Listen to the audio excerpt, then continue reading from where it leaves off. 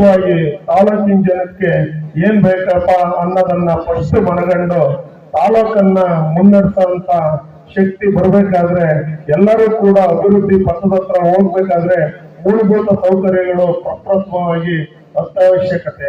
ಹಾಗಾಗಿ ನೀರು ಅಂದ್ರೆ ಪ್ರಕೃತಿ ತತ್ವ ಸಿಗ್ತಕ್ಕಂಥದ್ದು ಅಂತಂದು ಸುಂಕೆ ಇದ್ರೆ ಎಲ್ಲಾ ಕೆರೆಗಳು ಬಚ್ಚೋಗಿದ್ದಾವೆ. ಅದೇ ರೀತಿ ಮನಗಂಡು ಇದು ಶಾಶ್ವತವಾಗಿ ತಾಲೂಕಿಗೆ ಪರಿಹಾರವನ್ನ ನೀಡಬೇಕು ಅಂತ ಭದ್ರಾ ಮೇಲ್ದಂಡೆಯಿಂದ ನೀರ್ ತರೋದು ಅಂದ್ರೆ ಕೆಲವು ಜನ ಬಹಳ ಈಸಿಯಾಗಿ ಮಾತಾಡ್ತಾರೆ, ಏನಪ್ಪ ಪೈಪ್ ಲೈನ್ ಇಟ್ಕೊಂಡು ಬರೋದು ಅಂತ.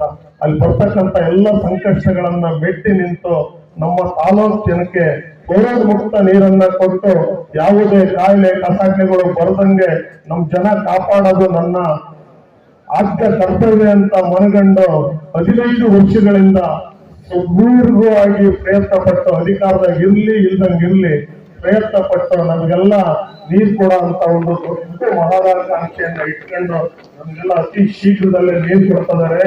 ಅವರಿಗೆ ನಾವೆಲ್ಲರೂ ಕೂಡ ನಮ್ಮ ಮತದಾರ ವರ್ಗದವರು ಬಂದಿರ್ತಕ್ಕಂಥ ಎಲ್ಲರ ಪರವಾಗಿಗೂ ಮೊದಲನೇದಾಗಿ ಒಂದು ಧನ್ಯವಾದಗಳನ್ನ ಹೇಳ ಅಂತದನ್ನ ರೂಢಿ ಮಾಡ್ಕೊಳ್ಳೋಣ ಅಂತ ಹೇಳ್ತೀನಿ.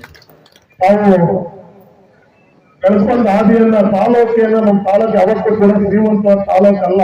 ನೀವು ಬೇರೆ ಬೇರೆ ತಾಲೂಕು ನೋಡ್ಕೊಂಡು ಏನಂತೀರಾ, ಅದು ಮಣ್ಣಿನ ಫಲವತ್ತತೆ ಎಲ್ಲದೂ ಕೂಡ ಇದ್ದು ಈ ಬೀಮ್ ಸಮುದ್ರ ದಾವಣಗೆರೆ ಡಿಸ್ಟಿಕ್ ಅಲ್ಲಿ ಬರ್ತಕ್ಕಂಥ ತಾಲೂಕುಗಳನ್ನ ಹೋಲಿಕೆ ಮಾಡ್ಕೊಂಡ್ರೆ ನಮ್ಮ ತಾಲೂಕು ಏನೂ ಇರ್ಲಿಲ್ಲ. 20 ವರ್ಷ ಮುಂಚೆ ಕುಡಿಯೋ ನೀರಿಗೆ ಬರ್ತಾನ, ಉಣ್ಣ ಅನ್ನಕ್ಕೆ ಬರ್ತಾನ, ಮಕ್ಕಳಿಗೆ ವಿದ್ಯಾಭ್ಯಾಸದ ಕೊರತೆ ನೀಗಿಸ ಕಷ್ಟ, ಇವೆಲ್ಲ ನಾವೆಲ್ಲ ಅನುಭವಿಸ್ಕೊಂಡಿರೋಂತ ಆದಿಗಳು. ಅದನ್ನ ದಯವಿಟ್ಟು ಯಾರು ಮರಿಬಾರ್ದು. ಮುಂದಿನ ದಿನ ಒಳ್ಳೆ ದಿನಗಳು ಬಂದ್ಕೊಳ್ಳೆ ಹಿಂದಿನ ಆದಿಗಳನ್ನೆಲ್ಲ ಮರ್ತು ಬಿಡ್ತೀರಾ. ದಯಮಾಡಿ ಬಂದಿರ್ತಕ್ಕಂಥ ಎಲ್ಲ ಕಾರ್ಯಕರ್ತರಲ್ಲಿ ನಾನು ಒಂದು ಮನವಿ ಮಾಡ್ತೀನಿ. 20 ವರ್ಷದಿಂದ ನಾವು ಬೇರೆ ಪೈಪೋಟಿ ಕೊಡ್ತೀವಿ ಅಂದ್ರೆ ಅದು ಸುಮ್ಕೆ ಯಾರು ಕೂಡ ಅಭಿವೃದ್ಧಿ ಹೊಂದಕ್ಕಾಗಲ್ಲ. ದಯಮಾಡಿ ಹಿಂದಿದ್ದ ಕಷ್ಟವನ್ನ ಮರೆತು ನೀವು ಮುಂದಿನ ಒಳ್ಳೆ ದಿನಗಳಿಗೆ ಜೈ ಜೈ ಅನ್ನೋದನ್ನ ಫಸ್ಟ್ ಮೊದಲನೇದಾಗಿ ಮನಸ್ಸಿನಿಂದ ತೆಗೆದಾಕ್ರಿ. ನಮ್ಮ ಈ ಒಳ್ಳೆ ಮಕ್ಕಳಿಗೆ ಒಳ್ಳೆ ವಿದ್ಯಾಭ್ಯಾಸ ಕೊಡ್ತಾ ಇದೀವಿ ನೋಡ್ರಿ. ಮೊರಾರ್ಜಿ ಅವತ್ತು ಮಧ್ಯಾಹ್ನ ಊಟ ಕೂಡ ಶಕ್ತಿ ಇರಲಿಲ್ಲ. ಎಲ್ಲಾ ಯೋಜನೆಗಳನ್ನ ನಮ್ಮ ಸನ್ಮಾನ್ಯ ಸಿದ್ದರಾಮಯ್ಯರು, ಡಿ ಕೆ ಶಿವಕುಮಾರ್ ಅವರು ಸೇರಿ ಬಡವರ ಪರವಾಗಿರ್ತಕ್ಕಂಥ ಪಂಚ ಗ್ಯಾರಂಟಿಗಳನ್ನ ನಮಗೆ ತಲುಪಿಸುವಂತ ಪ್ರಾಮಾಣಿಕ ಕೆಲಸವನ್ನ ಅವ್ರು ಮಾಡಿದ್ದಾರೆ. ಮೊದಲನೇ 1-2 ತಿಂಗಳು ಹೆಚ್ಚಿಗೆ ಕಡಿಮೆ ಬರೋದು ಲೇಟ್ ಆಗ್ತದೆ ಅಂದ ಕೂಡಲೇ ಈ ಕೆಲಸಕ್ಕೆ ಬರೋದವರು ಚೆನ್ನಾಗಿ ಮಾತಾಡ್ತಾರೆ. ಅವರು ಜನಪ್ರತಿನಿಧಿಗಳ ಆಧಾರವಾಗಿ ಅರ್ಥ ಆಗುತ್ತೆ ಕಷ್ಟ ಏನಂತ. ಸುಮ್ಕೆ ಎಲ್ಲೆಲ್ಲ ಕುತ್ಕೊಂಡು ಸ್ವಲ್ಪ ದಬ್ಬಾಳಿಕೆ ಮಾತಾಡ್ಕೊಂಡು ಆಗ್ತೀನಿ ಅಂದ್ರೆ ಹಾಕಿಲ್ಲ ಅಂತ. ನಾವಂತೂ ಖಂಡಿತವಾಗೂ ನುಡಿದಂತೆ ನಡೀತೀವಿ. ನಾವೇನ್ ಮಾತಾಡಿದ್ವು ಅಂತ ಆ ಭಾಗ್ಯಗಳನ್ನ ಯಾವುದೇ ಕಾರಣಕ್ಕೂ ಮಿಸ್ ಮಾಡ್ದಂಗೆ ಕೊಟ್ಟೇ ಕೊಡ್ತೀವಿ. ಇದು ಎಲ್ಲ ಮಹಿಳಾ ಮಡಿಗಳು ಮನಸ್ಸಲ್ಲಿರ್ಲಿ.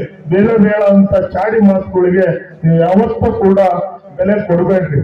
ಸುಮಾರು 20 ವರ್ಷದಿಂದ ನೀವು ತಾಲೂಕನ್ನ ನೋಡ್ರಿ, ಶೈಕ್ಷಣಿಕವಾಗಿ ಕ್ರಾಂತಿ ಆಗಿದೆ. ನೀವು ದಯಮಾಡಿ ಎಲ್ಲಾ ಸ್ಕೂಲ್ಗಳು ಕೂಡ ಇದ್ರೆ ಮೊದಲು ಕುತ್ಕೊಳ್ಳೋಕೆ ಜಾಗ ಇರ್ತಿರ್ಲಿಲ್ಲ. ಎಲ್ಲಾ ಸ್ಕೂಲ್ಗಳು ಹೈಟೆಕ್, ಎಲ್ಲರೂ ನೆಲದ ಕುತ್ಕೊಳ್ಳೋ ಅಂತಾರೆಲ್ಲ ಬೆಂಚ್ ಮೇಲೆ ಕುತ್ಕೊಂತಾರೆ. ಒಳ್ಳೆ ಶಿಕ್ಷಕರನ್ನ ನಮ್ಮ ತಾಲೂಕಿಗೆ ತಂದಾಕಿದ್ದಾರೆ. ವಿದ್ಯುತ್ ಶಕ್ತಿ ಕೊರತೆಯನ್ನ ನಿಭಾಯಿಸಿದ್ದಾರೆ. ಈಗ ವಿದ್ಯುತ್ ಶಕ್ತಿ ನೀರಿನ ಕೊರತೆ ತಪ್ಪು, ವಿದ್ಯುತ್ ಶಕ್ತಿ ಕೊರತೆ ತಪ್ಪು. ಅವಾಗ ಗುಡಿಸಲು ಮನೆಗಳು ಆಗ್ತವೆ. ಗುಡಿಸಲು ಮುಕ್ತ ತಾಲೂಕನ್ನಾಗಿ ಮಾಡಿದ್ದಾರೆ. ನಮಗೆ ಯಾವ್ದೋ ಫ್ರೀ ಬಿಟ್ಟಿ ಭಾಗ್ಯ ಕೊಟ್ಟು ಅನ್ನ ಅವ್ರಿಗೆ ನೀವು ಒಳ್ಳೆ ಸಂದೇಶ ಕೊಡ್ರಿ. ನಾವು ಬಡವರಪ್ಪ, ನಿಮ್ಮಲ್ಲಿ ಶ್ರೀಮಂತರಲ್ಲ, ಅವರು ಉಣ್ಣೋದು ಅದೇ ಅನ್ನ. ಅವರಿಗೆ ನೀವೆಲ್ಲ ಒಂದು ಸಂದೇಶ ಕೊಡ್ಬೇಕು, ಸೋಂಕು ಕೊಡ್ಬೇಕು. ಸುಮ್ಕೆ ಜನ ದಿಗ್ಗಜ ಕೆಲಸಗಳನ್ನ ಮಾಡ್ತಾರೆ.